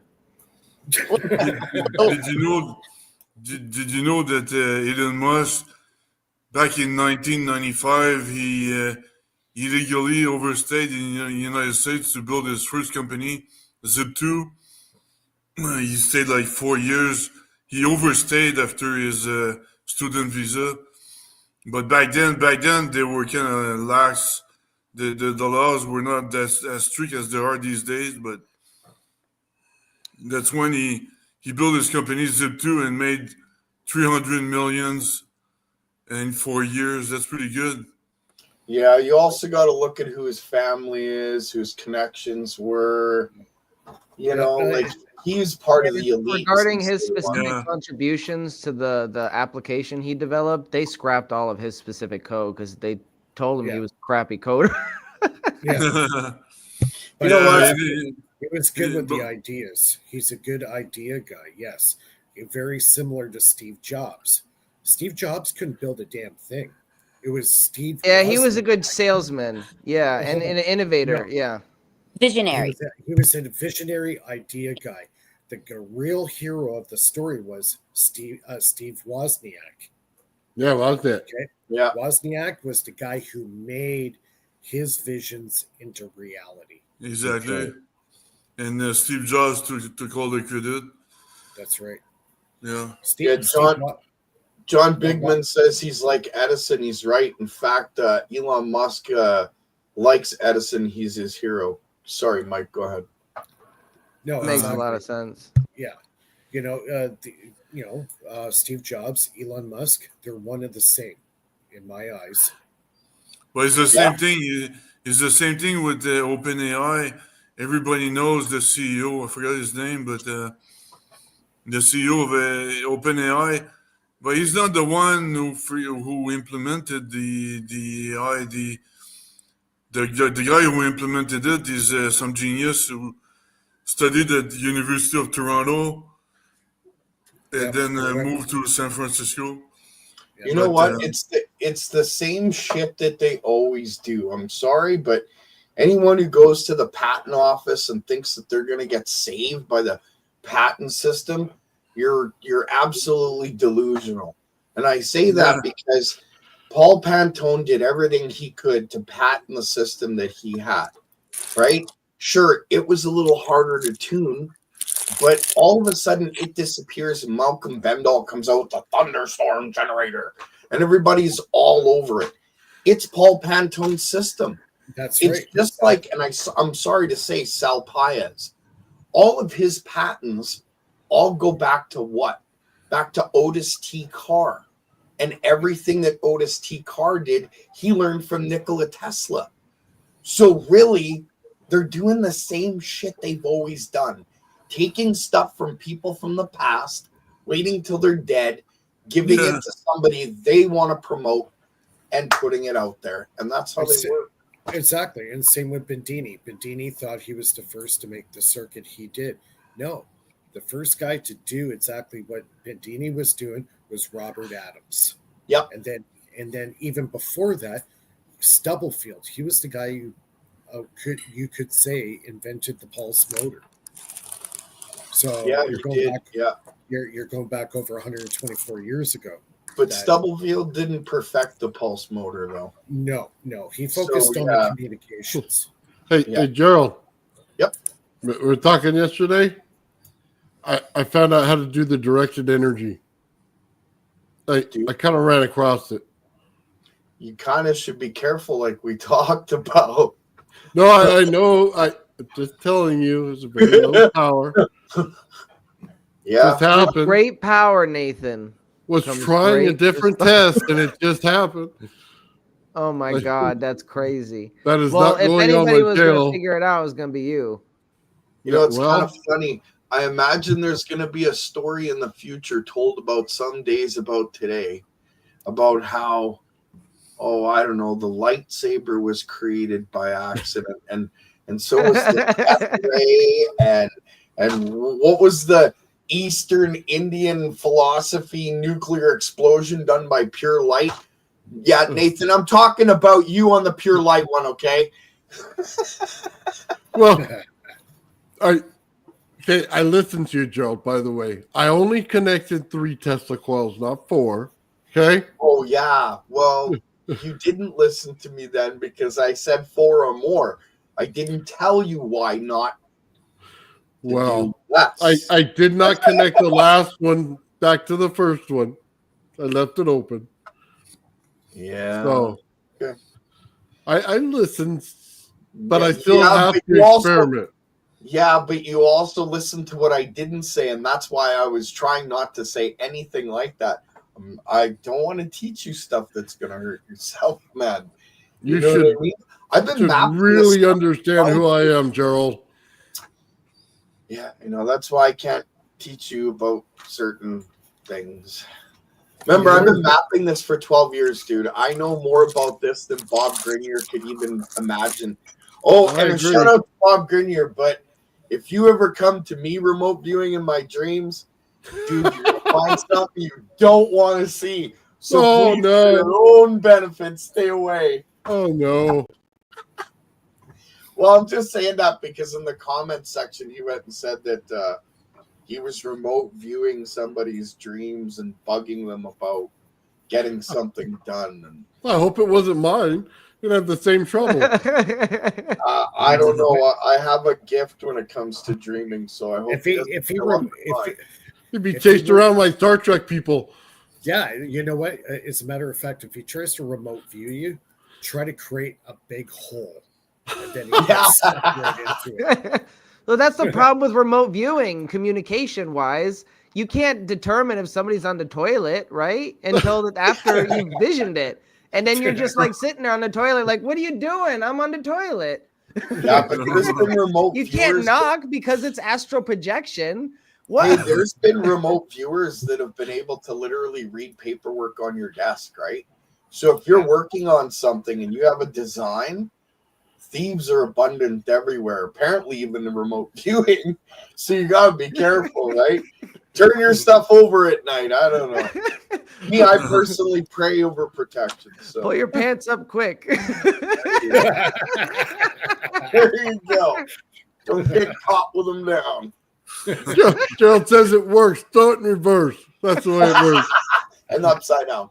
See, astral projection communication in theory would be great, but in practice, no.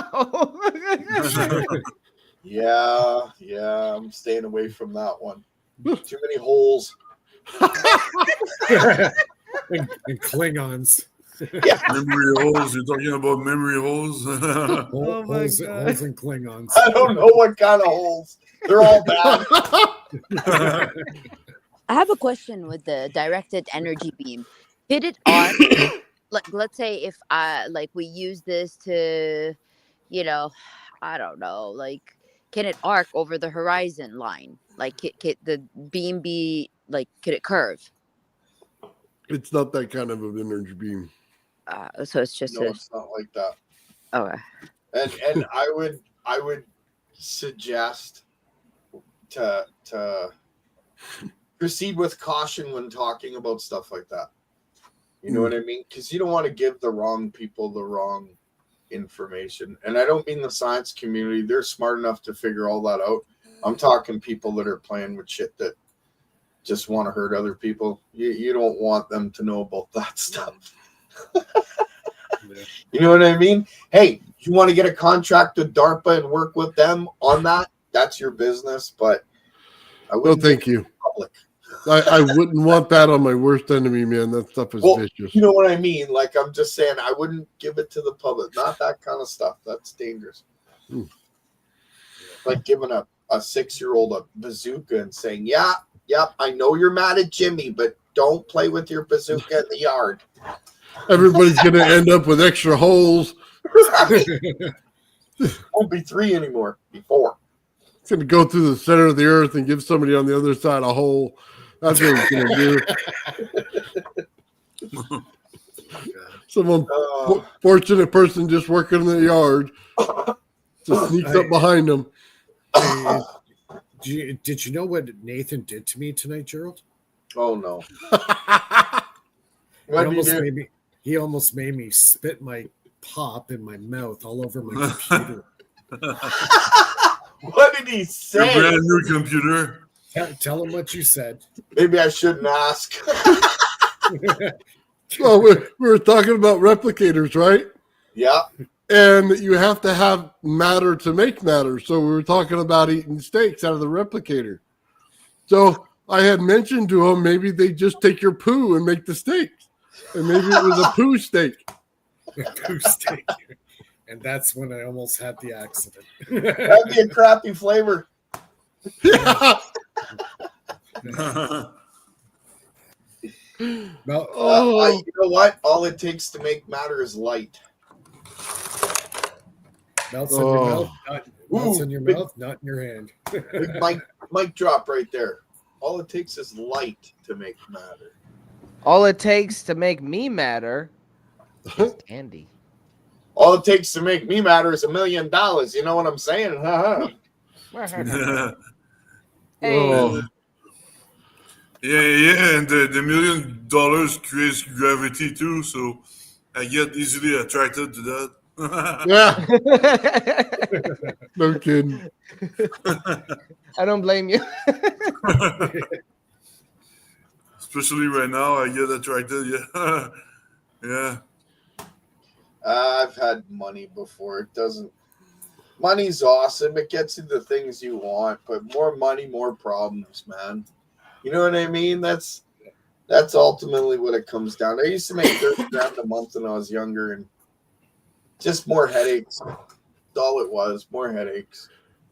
Everybody wanted some for free, or wanted this or that, and you help a lot of people.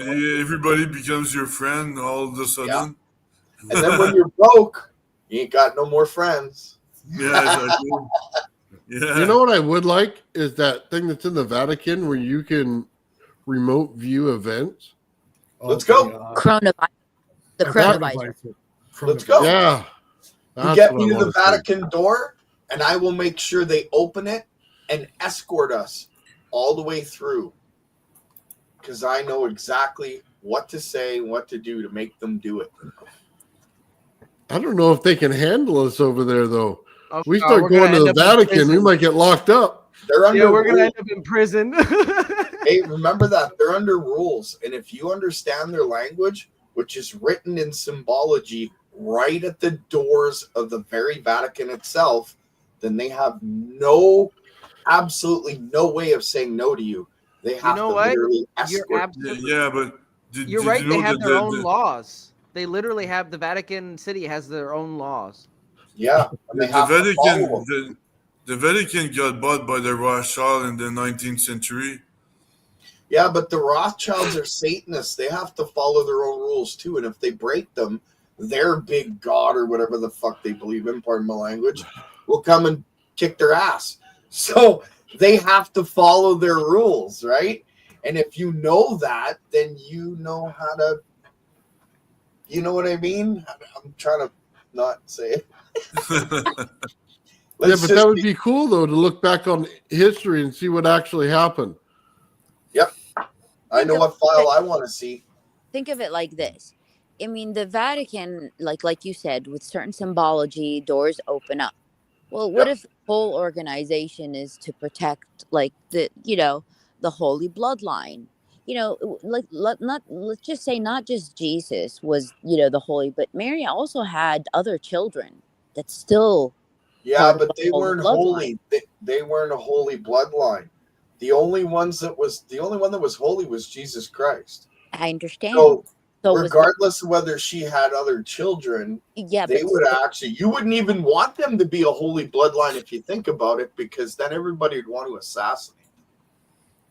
Exactly. You know what I mean? What if I understand exactly what you said is 100% accurate and more. That's why maybe there is an organization to protect that. And people might be carriers of that and don't even know it, and live and die their entire life and will never know that if they were part of that line. Perhaps, and I can go with that. Hold on. Sorry. Guys. Be careful of the algorithm. We right. Get flagged. So we got to watch the words that we say when we're talking about. Be careful. Be careful. Okay, so I agree with you to some degree, Lulu. That it's like an onion. There's layers. Okay, but the place that we're talking about was commissioned 2,000 years ago to collect all the art and excess gold through all the different periods of time till the time of the end, so that when things changed or shifted, that place was to give that accumulation of art and gold to the people to be able to withstand the hard times of what's going to occur.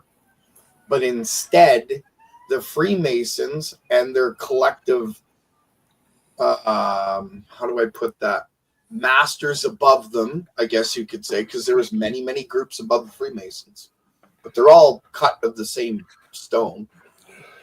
All those groups took over churches and took over, I got to watch what I'm saying here, took over certain places that allowed them to control what is occurring with all that accumulated wealth. Therefore, the people don't see it. So there's many, many poor.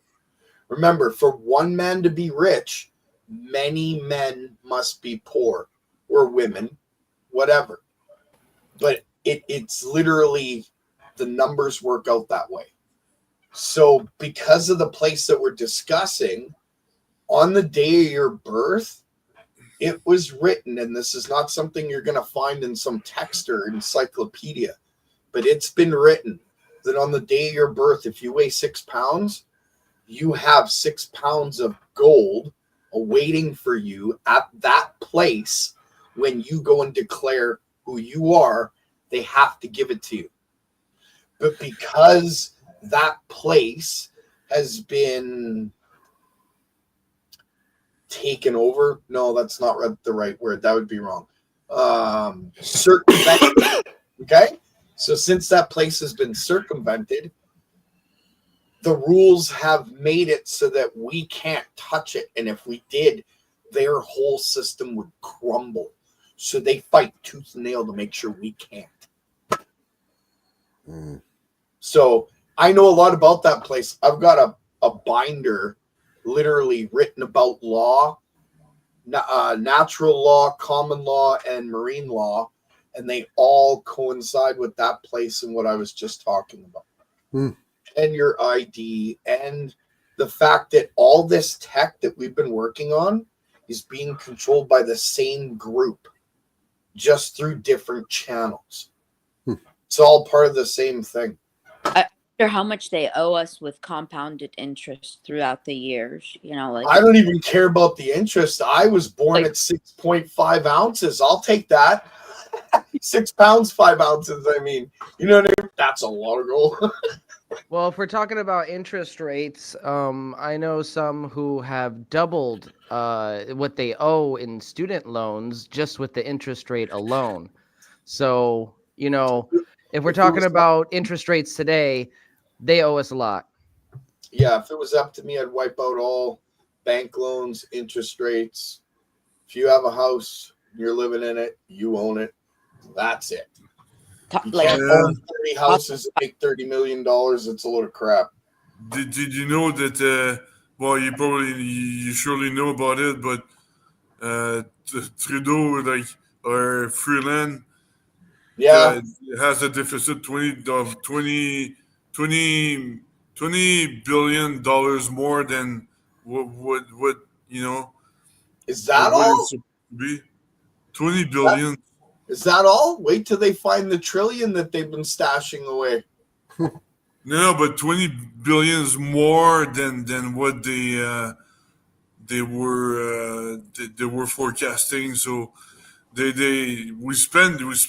wasted a lot of cash, man. Well, in recent years. Don't forget, man, we had to send money to Afghanistan for transgender training. I mean, come on, you know. Get with the Trudeau program. It's true. I'm not lying. It's not a conspiracy. He did, right? I mean, hey, teach your own. Oh, man, that's ridiculous. Yeah, life can be ridiculous, but I'll tell you this. This time is the freaking most exciting, greatest time in history ever written, besides 2,000 years ago when Christ was born and unfortunately nailed to a cross. But this is a heck of an exciting time, man. The stuff unfolding is just insane. When St. Elmo's fire was found and named back in the 1600s, what it was ships that were sailing at night were seeing balls of blue light that were sitting at the tip of their masts in front of their ships as they were floating. And what that was they didn't have nickel or zinc at the bottom of their boats. So as they were floating along the boats, they were creating static electricity, and ball lightning was forming at the very pointed tip of their ship, which was at the mast. So they would light the way. What's that? Yeah, it's funny you say that. When I used to work at the airport on commercial airliners, they have these round discs. They're all strategically placed all around the plane. Those are static to prevent the static charge on the body of the Airbus from supercharging the outside of the jetliner. And that's how you get St. Elmo's fire. Yep. Which is what they used to, some sailors would be, oh, St. Elmo's fire has come to light the way. And essentially it kind of has, but I wouldn't want to crawl up the mast and touch it, I'll tell you that. Gonna get a good shock. Yeah, that static electricity is just one part of being able to create it. Yeah. There's a few things that are involved. Anybody can create ball lightning. You can do it by accident. But to be able to do it and control it, pull the heat out, put cold in it, put heat in it, move it around, that's a whole other story. Yeah. Yeah, it But- makes sense. Go ahead. It makes sense how the St. Elmo's fire was happening on those ships. So you got a conductor in air. Yep. There's charged particles in the air. Then your ship is made of wood. There's your dielectric. Oh, And and don't then- forget they used hemp rope. Hemp rope is conductive. Go ahead. That too. And plus your ship is now a dielectric. It's made of wood. And now you're floating in water, salt water, which Yep. charges up, and you're moving, which creates a friction. Now you got a voltage differential between the tip of the mast that's attracting the ionic flow from the ether, and you're creating a capacitor. That's your ship just became a capacitor. Absolutely. It's the connection between ground and the atmosphere above it. Right. Exactly. Yeah. Yeah. That's amazing how that works. And that's a principle. And if you can figure out the parameters of every parameter of that principle, you can repeat it. Yep. Doubt. Makes Yeah. total sense. Even these old churches, they have the big spires. And you get the right atmospheric conditions, you'll see electrostatic charge forming on the tips of the spires on these old cathedrals. Yeah. Now, the ancients knew about this. Now, big question is, what were they doing with it? Right? Can I add to that? Sure, go ahead. Okay, so these churches that had spires and they would literally create St. Elmo's fire on top. Remember, glass has capacitance. And what did they have in there? They had stained glass windows. And in between, how they built stained glass windows back then was liquid metal, right? So I think it was Lead. Probably lead. yeah, Probably it was lead, right? So they had the ability to move energy around inside of a church by doing what? Singing, because sound moves energy. And when you're singing in a church, all that sound pushes it up to the apex of the top of the church itself. In a pyramid, 1/3 down from the apex is where the heart of the pyramid sits. That's where you get your angular momentum, your ball lightning, all of it. So in a church, it being a peak, the same way it would occur in a pyramid, it would happen in a church. But sound and the people singing with those certain tones and frequencies would push it up to the top. And then you would have your St. Elmo's fire at the mast of the church. But again, they had grounding rods and they would ground all that stuff out. But that's basically how it would work. Is that similar to the legends of, we hear the legends of the Tibetans had this ritual where they would amplify sound in a specific way to raise large stones? Yes. Yeah, they would had they would create echoes because they knew how to literally place their sound from their chanting. And they would create like an amphitheater almost in direct Exactly. sound. Well, goes back to the Bible, walls of Jericho. Boom. The walls of Jericho had a little bit more to it than that, but you're absolutely right, Mike. The walls of Jericho were the same. They went around the walls of Jericho for 7 days, blowing their trumpets, walking with the Ark of the Covenant. And then at the last day, they blew all their trumpets all at once and the walls crashed because they literally created a bubble. They created a spherical motion with the Ark of the Covenant surrounding the walls. The walls acted as a grounding system. And with that sound, they punched through it and it just fell. Basically, they burst the bubble and the bubble brought the walls down. Yep. It's funny how all this stuff goes back through human history. Yep. It Would goes so like far back. thing to actually peer through that time just to see how for real like how it went down. Like not to alter anything, but just to really see it. Go back and view it. Like see, how did they even think of these things? Just like glimpses of these things. Like I would really love to see how they did that. Like My vibration. honest opinion is there was multiple civilizations before this one. Yeah. We've been lied to as far as our past, our history. We didn't come from Cro-Magnons. Yeah. There was a city that was built like 4,000 years ago. It was a big city. It's not Babylon or anything like that. But it was a bigger than that. But I forgot the name. It was in the middle of the Middle East, and it was a Yeah. pretty big city, man. It's like it was. I saw pictures, and it was pretty sick. I don't believe that we came from apes. I don't believe none of that crap. What I do believe, however, though, is if you dug down deep in the valleys of the earth, you would find ancient cities and ancient towns and old structures that we don't even know are there today because of the flood. Yeah. Nobody takes that into consideration when they're looking for ancient relics. There's been multiple cataclysms in Exactly. Earth's history, and so the world has shifted a few times. Sure. And a lot of these civilizations, what's left of them could be 4,000 feet below the surface because of such drastic earth changes that occurred. Floods, volcanism, plate tectonics, all this stuff can wipe out civilizations and you wouldn't know that they were even there. Yep, and spelunkers have existed since the beginning of time, and a spelunker is basically a cave jumper, right? They go down as deep as they can find. They map out caves.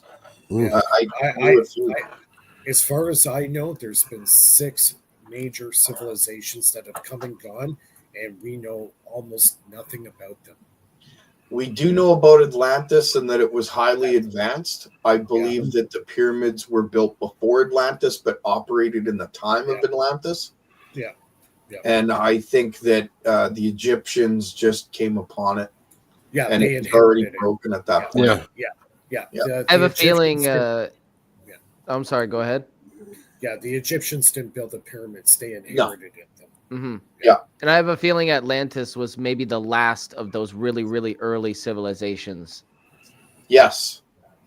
Yeah, and they understood crystal tech and anti-gravity, as well as healing of certain kinds for animals and that sort. They tickled the elbow. Veterinarians. The city I was talking about was called Uruk, and it was 4,000 years ago. Yeah, 4,000 years BC. So 6,000 years ago. That was a really really huge city, man. It's even prettier than what you see. But it's called Uruk. That's what I think they've been hiding. Can you blow it up a little bit? I'm sorry. I didn't mean to interrupt. No, that's all good. Can you make it bigger, Philip? I think they've been hiding something like that in the Grand Canyon. Yeah, Ben needs a bigger. Well, they're finding artifacts in the Grand. Apparently, they found artifacts in the Grand Canyon that match, what was in Egypt. That's cool. Not just Egypt, but Egypt and India and Philippines, and all religions. They were the stuff they found in the Grand Canyon is absolutely amazing, but they don't want you to know about it. They've been destroying it for years. I doubt we'll ever find it. There could have been a civilization as big as what we have right now that got wiped out thousands of years ago without a trace. Grand Canyon was a river at one point, very high, I believe. Oh yeah, that was all water. Yeah. The Snake River, that was another one. What's that, Lulu? Have you guys read or heard of a civilization that is called the Anunnaki? Oh yeah, I know about the Anunnaki. I It's studied about the Anunnaki. In order to understand the Anunnaki, you also have to study demonology. You also have to study the Apocrypha of the Bible, and you have to study Sumerian history. And then you'll understand how evil and dark those fuckers were. Pardon my language. well, Yeah, they were dirty bastards. regardless of whatever the Build clones. whatever it is, like it was a civilization much more advanced than us that came to here to extract monatomic gold to rebuild their atmosphere. You Yeah. know, had different powers than and they needed a See, there you go. and they somehow like genetically manipulated a part of their DNA and part of a creature that uh, walks on 2 feet like and that but that's it, and somehow we were after experiment and failed and finally they got the right mixture and we were created. I And disagree. I personally believe that they came here to genetically fuck with us because we were superior to them, and they didn't want to be left behind when the time came that we were to shift or change, because they betrayed their first order, and by doing so, they can't shift into the next level of evolution of what man is meant to be. See, the Anunnaki lied to mankind for so long. They didn't want gold to save their atmosphere. If you look at Mud Fossil, Mud Fossil University, he has a theory how giants were so huge that when they died, they lied down and they became part of mountain ranges. And those are the places that we mine for gold. Why? Because the giants' blood were gold. They had to be. They couldn't withstand the energy otherwise. Their bodies would just descend. They'd die. Their hearts were too big. They couldn't, the food wouldn't be enough energy for them to continue living.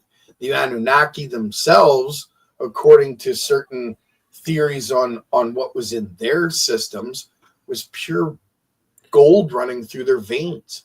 That's what they used in order to extend their life. So I think, and from what I've read and researched, and I could be wrong, Lulu, you could be right. I don't think so, though, because from my research, the Anunnaki came here jealous, messed with our DNA, knocking us down from living 1,000 years at a time to 110. And they did that as a joke in order to control the species so that we would mine their gold to extend their lives, making them above what we were meant to be as an evolutionary race. Does that make sense? I mean That's just a theory, and I could be wrong. I mean it's But I've read what you're talking about in detail, and I've also read all the other books and sources that I've discussed with you, and I don't buy that they were our creators. I just don't. They were thieves. Sorry. They messed with our genetics. I did. Absolutely, they messed with our genetics. And the tech that we're talking about and working on literally is the same tech that the Anunnaki used. So if we can come up with this in our garages and our basements, these guys are supposed gods. I don't buy it, man. Sorry, I just don't. I can't. If they were gods, then how is it that we can come up with the same tech that they're using? By having the ability to grow food 3 times as fast, having the ability to negate gravity, having the ability to have energy to do things that we can't speak of on this channel.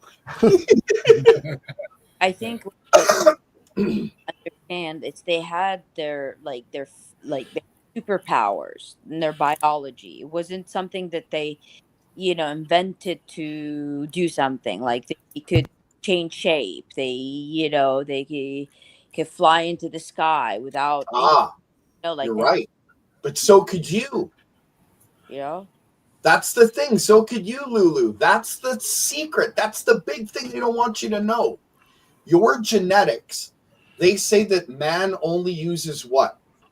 What is it? 9% of our genetics or something, and the rest of it's all dormant? That's a load of crap. The only reason why it's dormant is because we're not eating manna, mithgit, white philosopher stone. And what is that? That's like monatomic gold, platinum, silver, everything mixed together that the human body needs at high energy state. What's it going to do to your blood? Your blood's already plasma, right? Are you sure it's not going to turn it to gold, making it a superconductive system, turning on certain genetic codes, allowing you to have those same gifts? But you're not a god. You would be a human being that had your genetic code turned back on, giving you the gifts and the abilities that you were meant to have originally. That's what they were. They were men and women that had their codes turned on properly. Then they wanted to be worshipped and called themselves gods and fucked with mankind. That's all they were, liars. So if they had followed what they were supposed to, mankind would have been given what they were meant to have, and they would have evolved in that manner as well. This whole planet was meant to be so much more than we are today. We've been lied to, told we're nothing but bags of flesh. I'm sorry, once I died, I just couldn't believe any of that crap. That's me, and I apologize if I insulted you at all, Lulu. I did not mean that. No. Oh, actually, I learned something. Like, yeah, actually, it was very positive. I there's no insult because Awesome. it just made me think of like different, winner always writes history. So remember that, like, if the version of the history, like, why not? Like, I like to believe in a better story. Exactly. Yeah. I mean, I don't like the story that we were created as workers. Like, still doesn't sit with me right. I like your version. Yeah, we were manipulated and stolen and made to be workers. We were turned into slaves by them because the gifts they had and we didn't. They were meant in order to teach us properly. They didn't. They lied to us and used us as cannon fodder. That has to stop. Yeah. I like. Look at that, the city of Uruk I was talking about, how it looked like 4,000 years ago. Yeah, look at that place. That's beautiful. Yeah. Could you imagine the power running through that? Think of what Nathan's been doing with water and light, right? So if you imagine all that water being your negative and lit up, you have power through that whole city. You just have to have one source at the top. That's it. Yeah, exactly. That's what I mean. We've been lied to. Like, this energy is so simple. But, of course, we have to have a corporation, and you got to buy a few tools. And let's not forget the training and then papers. You need your papers. Yeah. Oh, man, all the paperwork you have to do, man. Holy crap. Yeah, I hear you. Everybody needs to do paperwork. No, man, it's not paperwork. It's like a Bible. Whenever you talk to the government, you have, no, I made my taxes, and I have like 300 pages of paperwork every year to dude, I get to check this out. When you're born, you got to sign paperwork, right? Then you get to your 12-year birthday, and you got to get some IDs. You got to sign some more paperwork. Then you're 18 years old. You want to get your license. You want to get your photo ID. Guess what? You're signing for more paperwork. Then you want to buy a house. You sign a little bit of paperwork. Getting older, so you have to buy some insurance. You sign some paperwork. Then, of course, you're going to retire. You got to sign all that paperwork. Then when it comes to just before you're dead and you got to get a funeral in a stone, you sign that paperwork too. And in the end, you hear only one thing. What you hear all through your life, you get that phone call. Beep. Oh, okay. Hello. How are you? Oh, yeah. Leave a message. Beep. And then at the end, after signing all that paperwork, what do you hear? Beep. Exactly. Bunch of Sorry, schmucks. dude. I just had to throw that joke out. You're awesome, Phil, man. You're great. Oh, man. You're a bunch of schmucks. rocks. Captain Schmuck, or is it General Schmuck? Oh my god. Hey, who said that? Who called me a schmuck? I love it. Oh man, schmucks. Yeah, actually, I love it. a few people were complaining about General Schmuck recently. Nobody's Oh, really? nobody's done any podcasts with General Schmuck lately, so Never heard from him? Was he Is he probe? having- I don't know where he is. I don't know what he's been doing lately. What was that, Phil?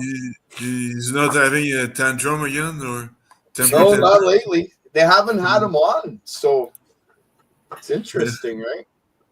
Maybe he's just retired and said, "I've had enough. Too many Or- schmucks." Or he accepted Russia's invitation. Yeah, maybe.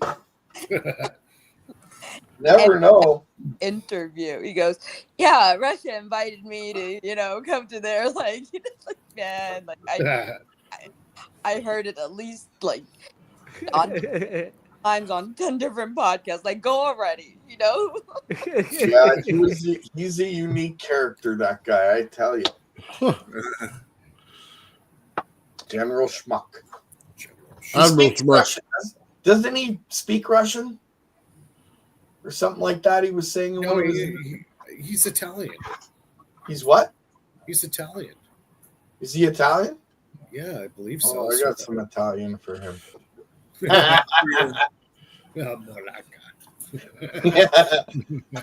I know some Italians that probably know who he is. That's funny.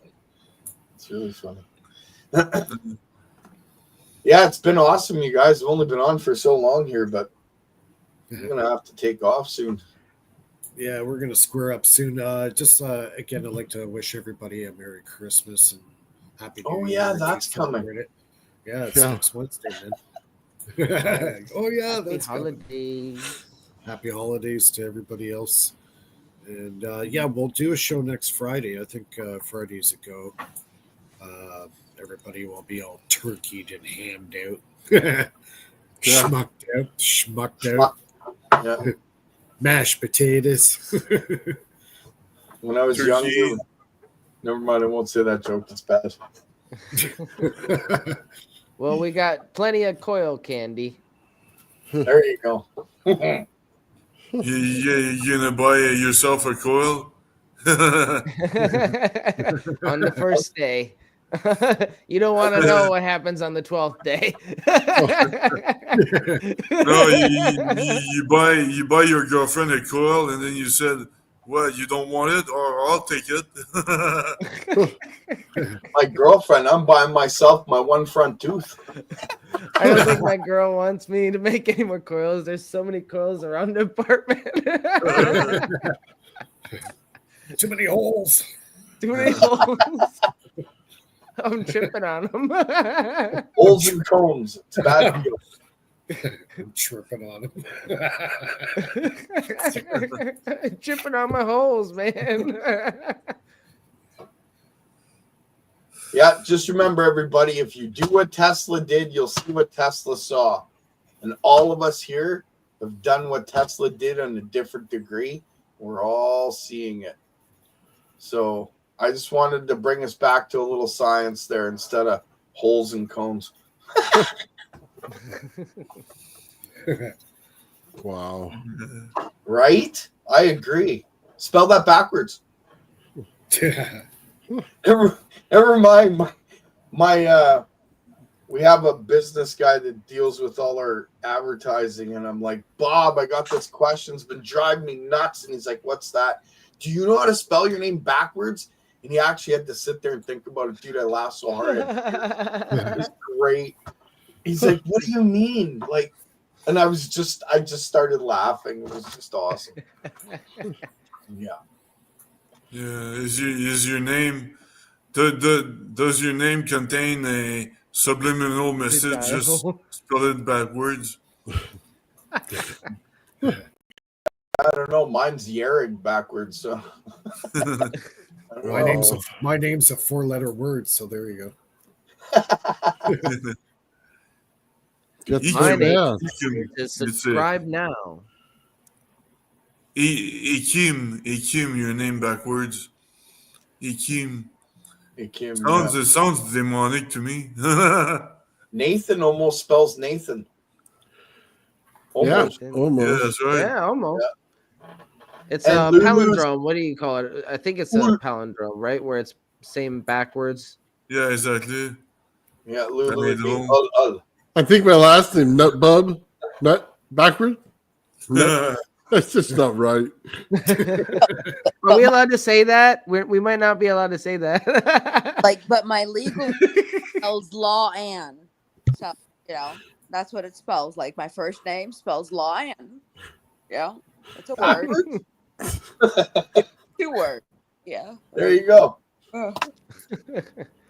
My name backward is Ipikaye. Yeah, boy. There you go. I love it. Oh man. Yeah. Oh, Anyways, man. guys. Does anybody have any special plans for Christmas? They're making me work. Yeah, I hear that. They make me cook all day. I just did a 60 person contract today for a catering, and I got another 2 tomorrow. So Oh wow. work till it's all over, right? Work like a jerk. That's it. Yep. Work Just like a make sure schmuck. you work. Work hard, play harder. That's Yeah, what I so- say. At some point, I got to tell the wife, I don't want to go to anybody else's house on these days. You know what I mean? It's Yeah, getting old, man. I want to stay home. right. I hear that. And build a replicator. Well, maybe. Yeah. Work on that. Hey, Poo Mark, turkey. They're going to Yeah. get some poo turkey. Yeah, I got a direction for that. Maybe some strange gravy. Little extra sauce on the Schmucks. side. make some replicate some Some schmucks. lemonade. A little bit of bubble tea. They're going to get a lemon cake, but we don't have any lemons. Nathan's Christmas tree is just a giant Tesla coil with Christmas lights on it. Now we're talking. A giant lightsaber. Oh, yeah. I want one. Oh, my. Hershey bar. A lightsaber with a Christmas hat on it. I got to get some covers of different colors so I can have a red one and a purple one, too. So I wonder how far the power would go instead of water in snow. Oh, I don't know. I never find that out. I live in California. Yeah, would it but there's stay some snow mountains. for long? Well, I guess they're not really mountains in California, right? Yeah. Yeah, there's the big bear over there. You can't go there. Yeah, you'd have snow up at Big Bear, wouldn't you? Or is that only one time a year or something like that? I have no idea. I don't go there. Yeah.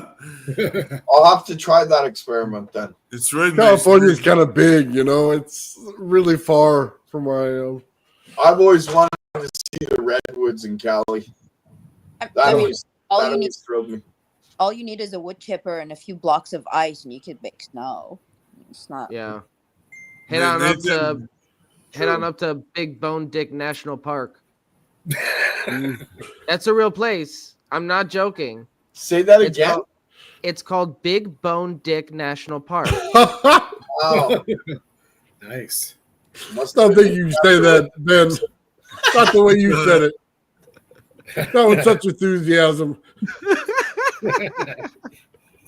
He's all happy to say it. Just kidding, Ben. We pass by it every time we go to Florida. They Is named there a the whole- story behind this title, or should I ask? I'm not sure. You'd have to look it up.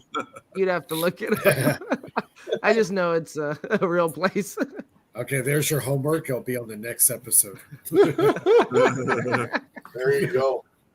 Oh my. I got Alright, guys. homework to catch up on for all the YouTubians out there. There's a few Well, things. we only got like Monday next week, Gerald, because Wednesday is Christmas. Is it really? Yeah, so No. we're just on Monday, man, and then that's it for the week. I'll be on with Joe tomorrow, and then Joe the next week too. But, yeah. Well, there you go. Well, maybe after Christmas then. Yeah, Build up we'll some do a show anticipation. next Friday. Next Friday, we'll do a show here for sure. Yeah. Awesome. Alright, Maybe I'll do guys. the scooter thing Monday then, because I was supposed to do it tonight, but I was cooking all day, so maybe like I'll do it on Monday. I don't have anything then. Well, I'm gonna have to get a little picture of Ben on a scooter. He keeps talking about he wants to ride it all over town, so I gotta. I do. See if I can't get a little picture of him. Big head. We and have to everything. have it an emoji, right? Like one of your Yeah. emojis. Yeah. And you make me But it want has to be like, huh? You make me want to send you one of those tiny scooters with a big seat so you can drive it around town. Yeah, it has to be a tiny one with Yeah, or tiny, like enlarged or enlarged like my size in the picture for the emoji. Oh, that's great. Yeah. We'll put it at the bottom of the screen as Ben races by. Toot toot.